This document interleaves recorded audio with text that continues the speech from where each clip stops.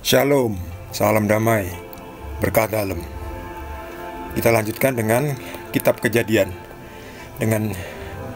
Sebetulnya ini adalah sambungan dari perikop yang sebelumnya, yaitu Allah menciptakan langit dan bumi serta isinya. Kali ini di bab kedua, dilanjutkan dengan bab kedua dengan judul perikop yang sama, yaitu Allah menciptakan langit dan bumi serta isinya. Demikianlah diselesaikan langit dan bumi dan segala isinya. Ketika Allah pada hari ketujuh telah menyelesaikan pekerjaan yang dibuatnya itu, berhentilah ia pada hari ketujuh dari segala pekerjaan yang telah dibuatnya itu. Lalu Allah memberkati hari ketujuh itu dan menguduskannya, karena pada hari itulah ia berhenti dari segala pekerjaan penciptaan yang telah dibuatnya itu. Demikianlah riwayat langit dan bumi pada waktu diciptakan. Ketika Tuhan Allah menjadikan bumi dan langit, belum ada semak apapun di bumi, belum timbul tumbuh-tumbuhan apapun di padang, sebab Tuhan Allah belum menurunkan hujan ke bumi, dan belum ada orang untuk mengusahakan tanah itu. Tetapi ada kabut naik ke atas dari bumi dan membasahi seluruh permukaan bumi itu.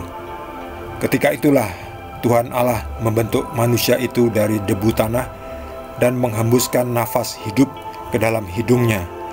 Demikianlah manusia itu menjadi makhluk yang hidup. Demikianlah sabda Tuhan. Jadi ini sambungan dari perikop berikut sebelumnya. Sebetulnya satu perikop, cuman kemarin saya salah lihat.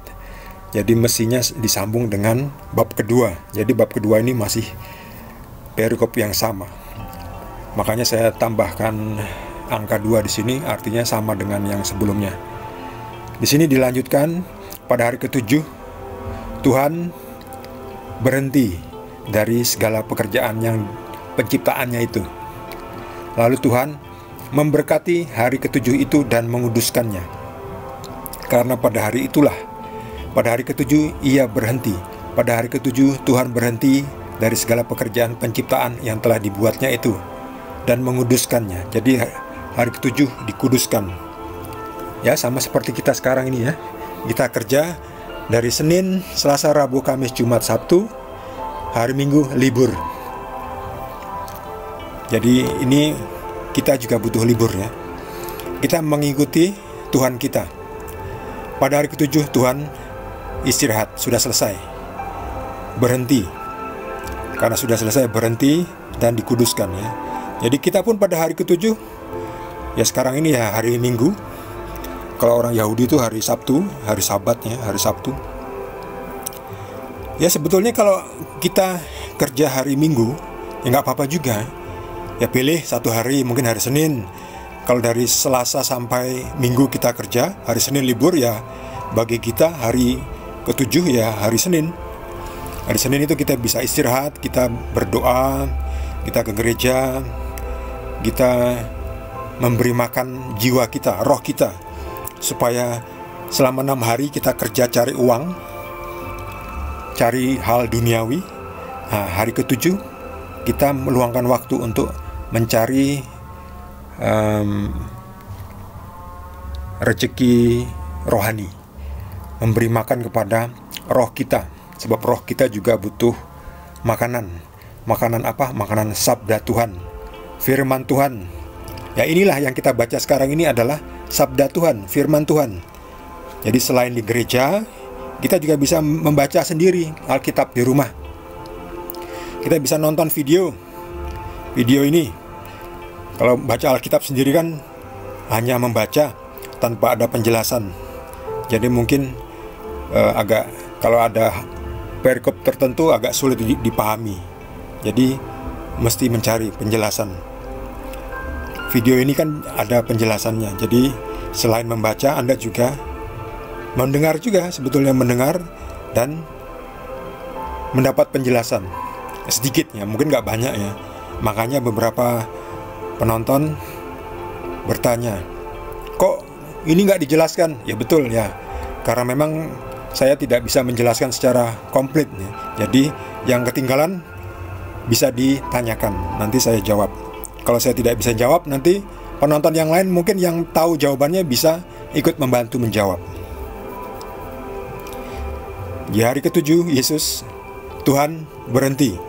Oh ya, ada satu orang yang bertanya, lalu yang menciptakan itu, menciptakan langit dan bumi ini, Bapa, Tuhan Yesus, atau Roh Kudus?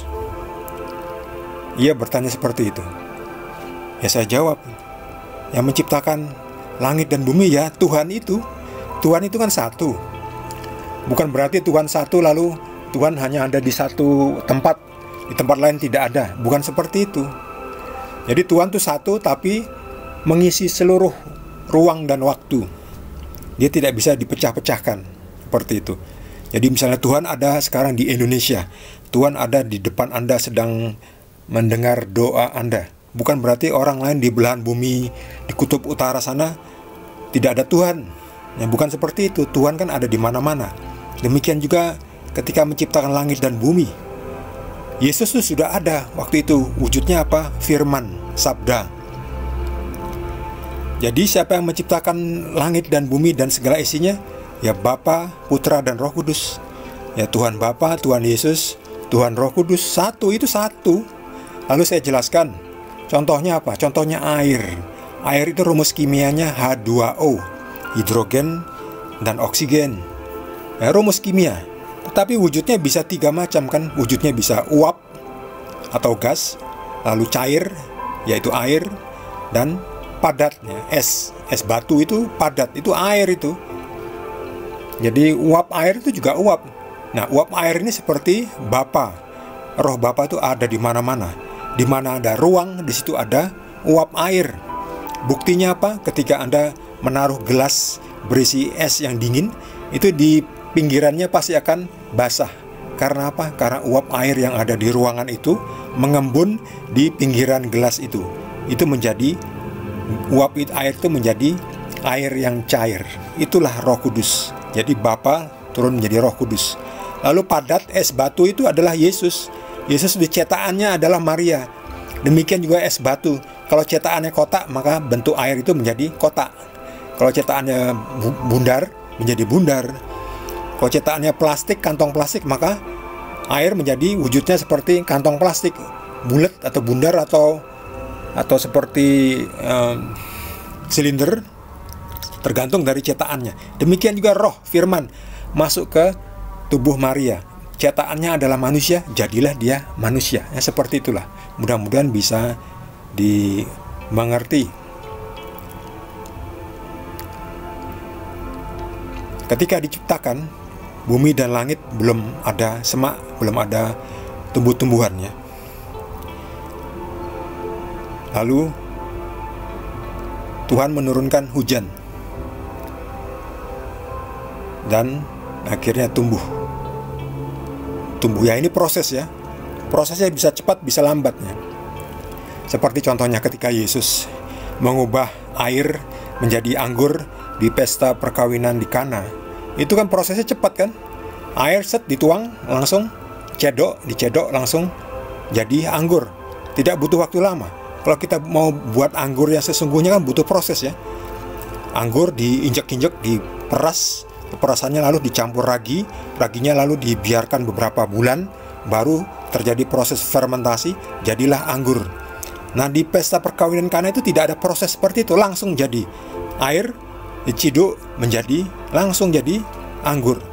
Jadi ketika Tuhan menciptakan bumi dan manusia itu juga ada proses, bisa juga tidak ada proses, bisa juga langsung jadi.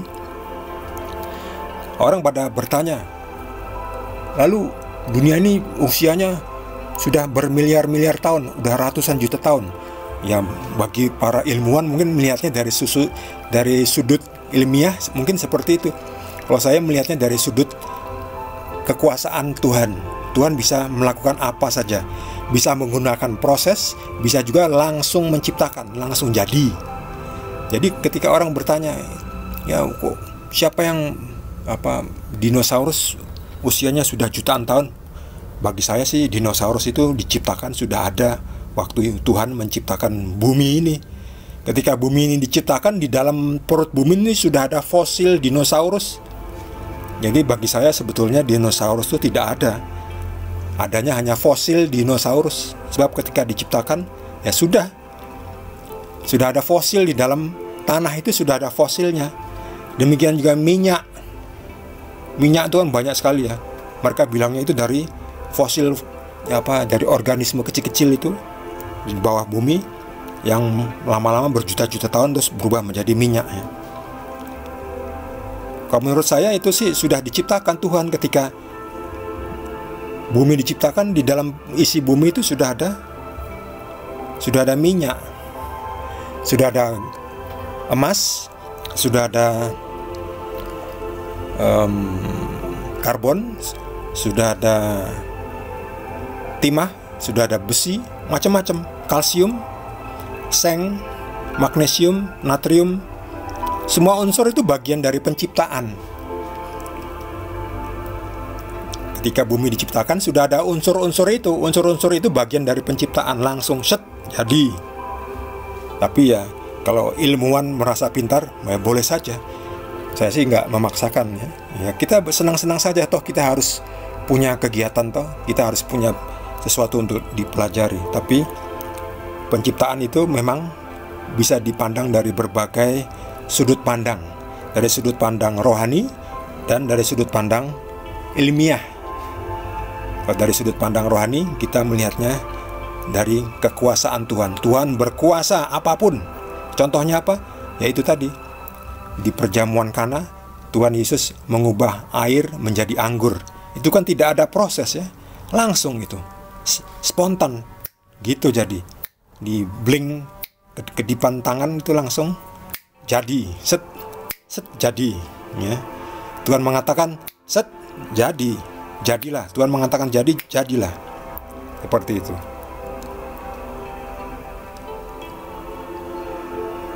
Bagi saudara yang mendapatkan tambahan penjelasan dari Tuhan Yesus, boleh juga berbagi dengan kita semua. Bagi yang belum subscribe, jangan lupa di subscribe dan juga di like. Kita akan lanjutkan dengan video berikutnya. Kali ini saya akan tiap hari akan membuat 3 macam video. Jadi video dari Perjanjian Lama, dalam hal ini masih dalam kitab Kejadian. Lalu Injil sudah selesai, 4 Injil. Saya akan kembali membahas, membuat video tentang Injil Matius, kembali ke Injil Matius. Dan setelah Yesus yaitu Kisah Para Rasul dan seterusnya. Jadi pastikan saudara subscribe supaya bisa terus mengikuti video-video dari Perjanjian Lama, Perjanjian Baru, dan juga termasuk dari Kisah Para Rasul. Terima kasih. Tuhan Yesus berkati kita semua.